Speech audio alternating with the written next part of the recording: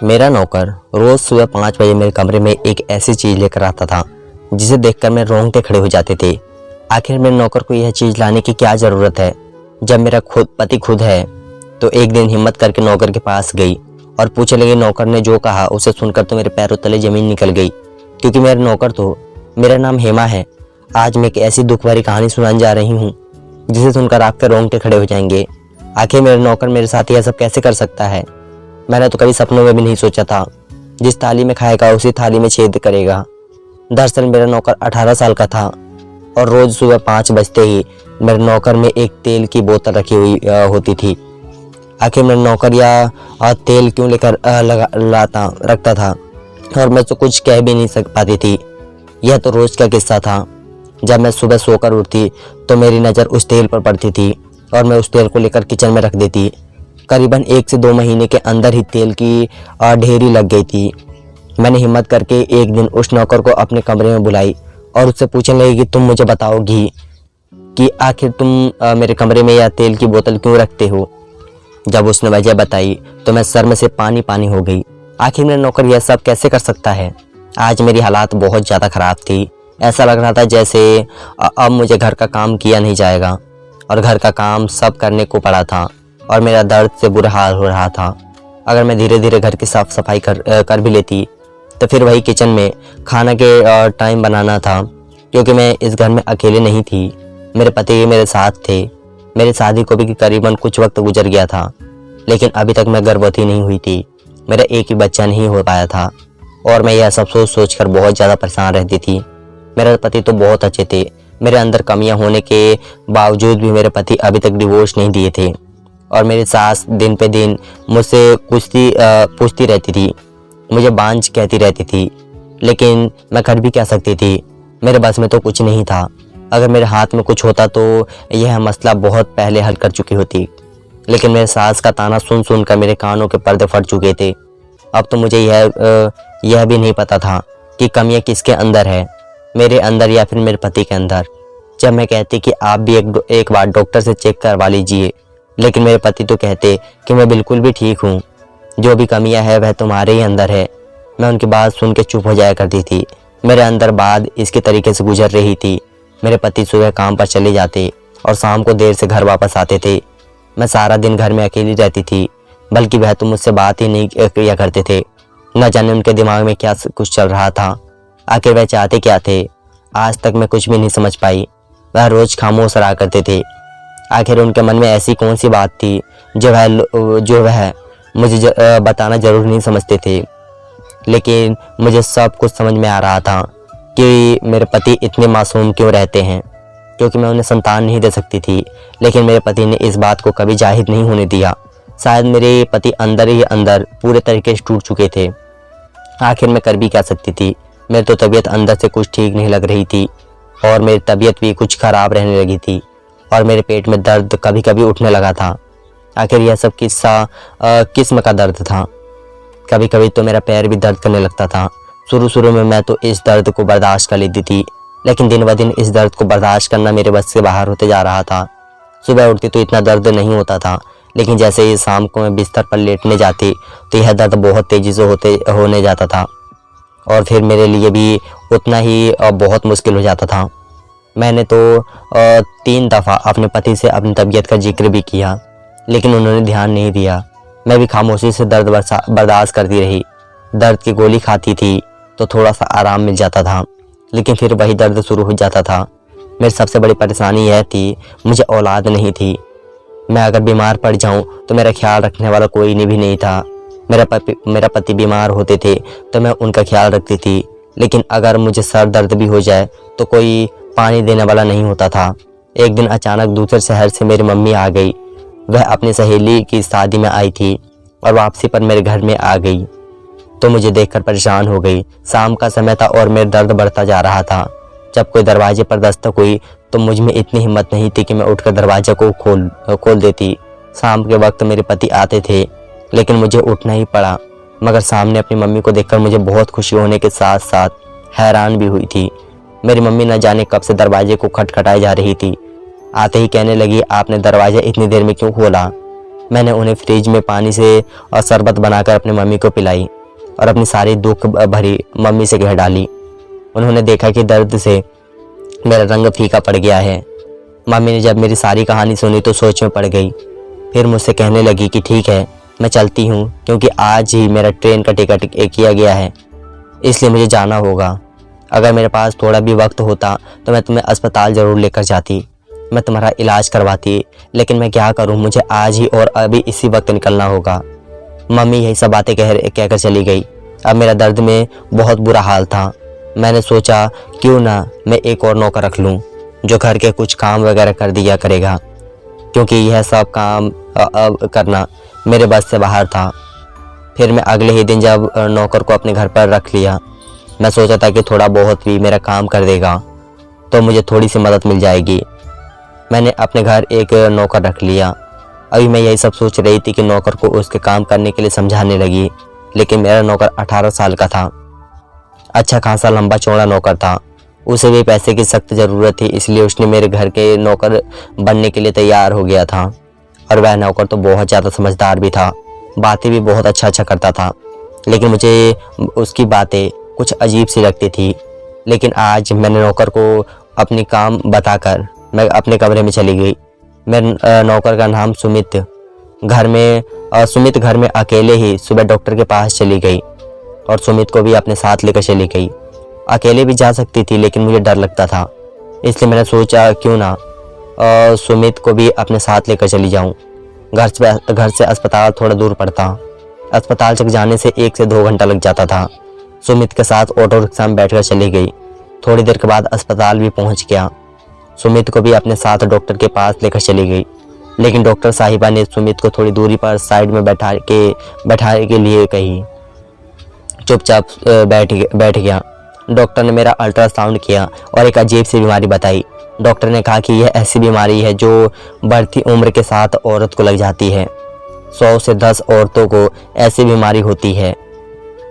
100 में से 10 औरत को ऐसी बीमारी होती है। इस बीमारी में तो 2 तरह की तकलीफ होती है। एक तो उसमें औलाद का होना बहुत मुश्किल है, दूसरा दर्द तो बहुत होता है। इस बीमारी में अल्ट्रामेट्रियोस कहते हैं। अगर औरत को पहले से औलाद होती है तो फिर वह अपने बच्चेदानी निकलवा कर इस तकलीफ से जान छुड़वा लेती है, लेकिन अगर बच्चा नहीं है तो फिर औरत के लिए बहुत ही बड़ी दिक्कत हो जाती है। या तो औरत गोलियां इस्तेमाल करे, लेकिन इन गोलियों से औलाद होने से चांस दिन ब दिन कम होते चले जाते हैं और औरत पूरी तरह से बांझ हो जाती है। ऐसी औरत के लिए ऑपरेशन आखिरी हाल होता है, लेकिन इसमें पैसे ज़्यादा लगते हैं। ऑपरेशन के जरिए इसे साफ सफाई करते हैं और औरत इस तकलीफ से आज़ाद हो जाती है। क्योंकि आपको औलाद नहीं है, इसलिए मैं आपको गोलियां का मशवरा नहीं दूंगा, ऑपरेशन का दूंगी। यह 50,000 रुपया जमा करवा दें ऑपरेशन को, उसके बाद आपकी इस दर्द से जान छूट जाएगी और भगवान ने चाहा तो औलाद भी हो जाएगी। 50,000 सुन के तो मैं बेहोश हो गई। अपना पेट भरना ही मुश्किल हो रहा था, लेकिन 50,000 का बंदोबस्त कहाँ से करती। मैं कुछ कहे खामोश से उठकर वहाँ से चली गई। सारे रास्ते गर्मी से तभी और टेंशन में दबाव की वजह से मेरी हालात और भी ज़्यादा ख़राब हो गई। शाम को हम घर पहुँचे तो बहुत ज़्यादा उदास थी, दर्द भी बहुत बढ़ गया था। सुमित ने मेरी हालात देखी तो मुझसे कहा, आप आराम करिए, मैं आपको दवाई देता हूँ। सुमित ने मुझे दवाई दी और मैं खाकर लेट गई। बस लेटे हुए यह सब बातें सोच रही थी कि मेरा दर्द थोड़ा सा कम हो गया और मैं घर का कामकाज कुछ कर लूँ और टाइम से खाना भी खा लूँ। खैर मैं दवाई देकर कमरे से बाहर निकल गई, लेकिन थोड़ी देर के बाद सुमित मेरे लिए चाय लेकर आया। वह चाय को पीकर मेरा दर्द थोड़ा सा कम हुआ। मैंने पहले ही सुना था कि पेट में दर्द हो तो गर्म चीज़ पीनी चाहिए। फिर मुझे याद आया कि किचन में बर्तन पड़े हैं धोने के लिए। मैं आराम से उठकर किचन की तरफ गई और देखा कि अमित ने वह बर्तन भी धो दिया था। मैं हैरानी से उसकी तरफ देखा। फिर उसने कहा कि मुझे आदत है, मैं आपके घर पर जब रहता था तो मैं अपने माँ के काम में हाथ बटा दिया करता था। आपको खाना बनाने की कोई ज़रूरत नहीं है, मुझे पैसे दे दो, मैं बाज़ार से खाना लेकर आता हूँ। सुमित की बातें सुनकर मैं हैरान रह जाती थी। वह छोटा सा बच्चा किस कदर समझदार की तरह बातें कर रहा था, जैसे कि कोई 20-22 साल का लड़का हो। कुछ बच्चे वक्त से पहले ही समझदार हो जाते हैं, मैंने सुमित कहा कि नहीं, मेरे पति को बाजार का खाना बिल्कुल भी पसंद नहीं है, मुझे हर हाल में घर पर ही खाना बनाना है, तुम बस मुझे सामान लेके दे दो। मैं उसे कुछ पैसे दे दिए और वह सामान लेने के लिए चला गया। थोड़ी देर के बाद वापस आया तो मैं सामान देखने लगी। जो मैंने सुमित से कहा था वह सारा सामान लेकर आया था, लेकिन पता नहीं सुमित मुझसे क्या छुपा रहा था, जो एक हाथ से पकड़े हुए अपने पीछे की तरफ किया हुआ था। और मैं बहुत कोशिश कर रही थी कि मैं देखूं वह अपने हाथ के पीछे क्या छुपा रखा है। फिर मैंने सोचा कि हो सकता है उसी का कोई ज़रूरत का सामान हो, वह मुझे बताना या दिखाना नहीं चाहता हो, लेकिन उसका रवैया कुछ अजीब होने लगा था। अगर मैं उसे कुछ भी कह देती लाने के लिए तो वह अपने हाथ में एक बोतल लेकर आता था और मुझे दिखाना ज़रूरी भी नहीं समझता था, बस के मेरे कमरे में लेकर जाता और टेबल पर रख देता था। ऐसे ही करते करते ना जाने कितने बोतलें मेरे कमरे में रख चुका था। आखिर वह यह सब कुछ किस लिए कर रहा था? सुमित तो बिल्कुल मासूम लड़का था, ना समझ था, लेकिन यह सब क्यों कर रहा था? और मेरे अंदर इतनी हिम्मत नहीं थी कि मैं उससे जाकर पूछूं कि तुम यह तेल रोज क्यों लेकर आते हो और तेल के बोतलें मेरे बगल में टेबल पर क्यों रख देते हो। सुमित के आने से काफ़ी हद तक हम पति पत्नी की बहुत मदद मिल जाया करती थी। अगर मेरे पति को कुछ मांगना होता तो सुमित को भेज दिया करते थे। थके जब काम पर से घर आते थे तो कोई काम आ जाता तो उन्हें खुद ही दुकान पर जाना होता था, जो कि उनके लिए बहुत ही बड़ी मुश्किल का काम होता था। वो रात जोड़ों का दर्द सारी दुनिया में कोई समझ सकता हूँ क्यों किस तरह की ज़िंदगी गुजार रहे होते हैं। मेरे पति को तो कोई कमी थी, लेकिन अब मेरे अंदर भी तरह तरह की बीमारियां पैदा हो गई थी और मेरे पास ऑपरेशन के लिए पैसे नहीं थे और गोलियों में खाना नहीं चाहती थी। जहाँ सुमित ने हम दोनों पति पत्नी के लिए इतनी सारी आसानी कर दिया था, वह भी मेरे लिए एक बहुत बड़ा मसला भी खड़ा कर दिया था, और वह मसला था तेल का मसला। मैंने सुना था कि तेल को औरत की काफ़ी बीमारियों के लिए इस्तेमाल किया जाता है। इसी वजह से मैं शर्म के मारी अपने नौकर से पूछ नहीं पा रही थी वह तेल क्यों लेकर आता है। क्या उसने मेरी और मेरे डॉक्टर की बातें सुन ली थी? मैं यही सोच कर थक चुकी थी। मेरा मन करता था कि मना कर दूं कि वह यह चीज़ ना लेकर आए, लेकिन मैं कुछ भी नहीं कर पा रही थी। एक दिन मैंने हिम्मत करके सुमित को तेल के बारे में सवाल पूछ लिया। सुमित ने एक ऐसी बात बताई जो सुनकर मेरे बहुत ज़्यादा हैरत में पड़ गई। अपनी पाँव पीछे की तरफ घुमाई और मैं अपने कमरे में चली गई और सुमित की बातों को सोचने लगी। यानी कि सुमित हम पति पत्नी की बातें सुनता था। मुझे अजीब सी शर्मिंदगी के घेर लिया था। मैं सुमित की बात सुनकर इस कदर शर्मिंदा हो गई थी कि मुझे खुद को आईने में सामने खड़े होते हुए भी शर्म लग रहा था। यही ख्याल मेरे मन में आ रहा था कि धरती फट जाए और मैं उसी में समा जाऊं। मेरे दिमाग में पता नहीं क्या कुछ चल रहा था। क्या सुमित इस राज को जान चुका था जिससे मैं सबसे छुपाती आ रही थी? आज तक मैं अपने सास तक को भी नहीं कहा, लेकिन यह बात मेरे नौकर और सुमित को पता चल चुका था।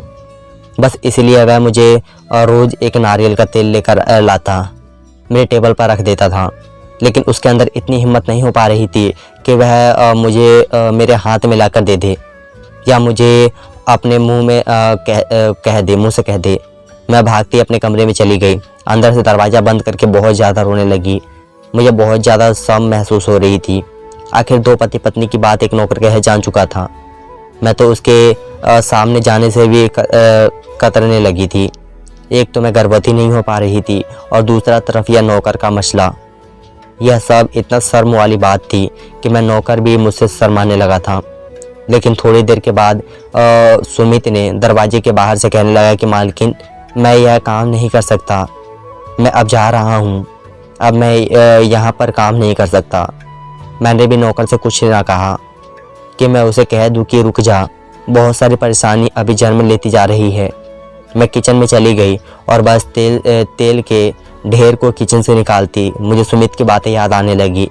अजीब सा एहसास हुआ, मेरे दिल किया कि मैं यह सब कुछ कचरे में फेंक दूं, लेकिन फिर सोचा कि यह सब मेरी भलाई के लिए ही तो कर रहा था। उसने गलत कहा था। मेरी एक एक तेल का बोतल निकाली और नहाने के लिए पानी में डाल दी। थोड़ी देर बाद वह मिल गई और मैं उसमें नहाने लगी। मैं बहुत दिनों तक नया नारियल के तेल का बोतल रोज़ाना पानी में डालकर नहाती रही और मेरी बीमारी दिन पर दिन ख़त्म होती चली गई। मेरा तो बस एक ही बीमारी थी जो मुझसे इतना बदबू निकलता था। मैं तो अकेली थी, पति भी काम पर चले जाते थे, सासू माँ भी मेरे पास ना आई थी, इसलिए मेरे इस बदबू को कोई ना जान पाता था। लेकिन मेरे पति रात को तो मेरे साथ ही रहता था। बेशक दिन में काम पर चला जाता, लेकिन रात को जैसे ही पति घर पर आता मैं फ़ौरन अपनी साफ सफाई कर लेती, लेकिन फिर भी कहीं ना कहीं बदबू निकल ही जाता था।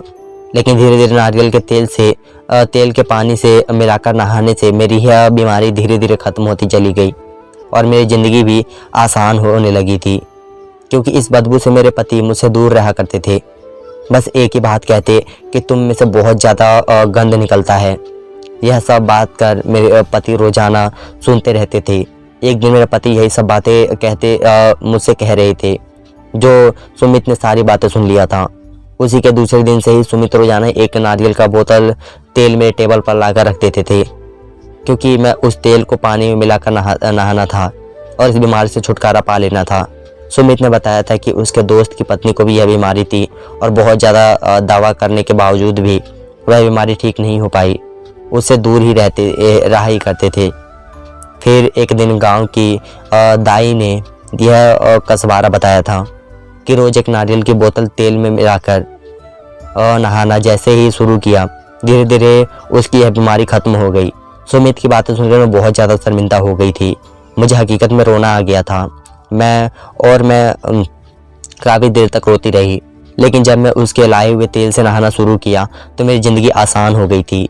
मैंने महसूस किया कि मेरे पति की बदबू वाली शिकायत ख़त्म हो गई थी। महसूस हो रहा था कि मेरी औरत वाली बीमारी के बारे में उसे खबर हो गई है और इसलिए वह नारियल का तेल लेकर आता है।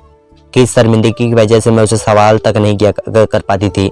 औलाद का होना कितना ज़रूरी है, औलाद के बगैर ज़िंदगी कितनी मुश्किल रह जाती है। मैंने अपने सोने में थोड़ी बहुत जेवर और पैसे उधार लेकर अपने इलाज के लिए इकट्ठा कर लिए। जब मेरे पास ऑपरेशन करने के लिए पैसा हो गया तो मैं फ़ौरन अस्पताल चली गई और अपने ऑपरेशन करवा कर इस बीमारी से मुक्ति पा ली। फिर मेरी मम्मी ने मुझसे बताया कि उन्होंने कहा कि उन्होंने एक बुजुर्ग दाई की दवाई ले ली है, जो मुझे रोज़ाना गर्म पानी में सुबह पर मिलाकर देनी है। लेकिन एक बात था, मेरे पति रोज़ सुबह गर्म पानी पिया करते थे और मुझे दवा देने के लिए कोई दिक्कत नहीं होती थी। मैं उन्हें उस घर से पानी की दवा मिलाकर दे दिया करती थी और मेरे पति को पता भी नहीं चला। मैं खुद ही मैं दवाई का इस्तेमाल करती रही। कुछ दिन गुजरने के बाद मेरे पति एक ऐसा चमत्कार हुआ जो मैंने कभी सोचा भी नहीं था। मुझे तो उस चीज़ की उम्मीद भी नहीं थी कि मैं गर्भवती हो जाऊंगी। अगर मेरे पति थोड़ा सा समय ही इलाज करवा लिया होते तो इतना बड़ा मसला खड़ा नहीं होता। बस जब भी मैं अपने पति से कहती कि आप एक बार अपना टेस्ट करवा लीजिए, लेकिन मेरे पति तो मुझ में ही कमियां निकाल खुद अपना पेट छुपा लेते थे। लेकिन अब मैं माँ बनने वाली थी। थोड़े दिनों के बाद मैं एक बच्ची को जन्म दिया। मेरे पति की जान चुके थे कि दाई की जड़ी बूटी वाली दवाई मैं अपने पति को मिलाकर सुबह गर्म पानी में देती रही, इसलिए वह घर में पानी पूरा पी लिया करते थे। क्योंकि एक दिन जब मैं दवा मिला रही थी तो मेरे पति ने उसे दवा को मिलाते हुए देख लिया था, इसलिए रोज़ाना वह पूरा गर्म पानी ही पी लिया करते थे। क्योंकि मेरे नौकर के जाने के बाद मेरे पति को भी पछतावा होने लगा था। आज मेरे नौकर की वजह से इतना बड़ा मसला हल हो चुका था। अब मेरी बच्ची की 5 साल हो चुकी थी। अब हम लोग अपने परिवार में बहुत ज़्यादा खुश रहने लगे थे। मेरे सास का भी व्यवहार मेरे साथ अच्छे से बहुत अच्छा हो गया था। मैं भी अपनी बेटी को पाकर बहुत खुश रहने लगी थी। धन्यवाद दोस्तों।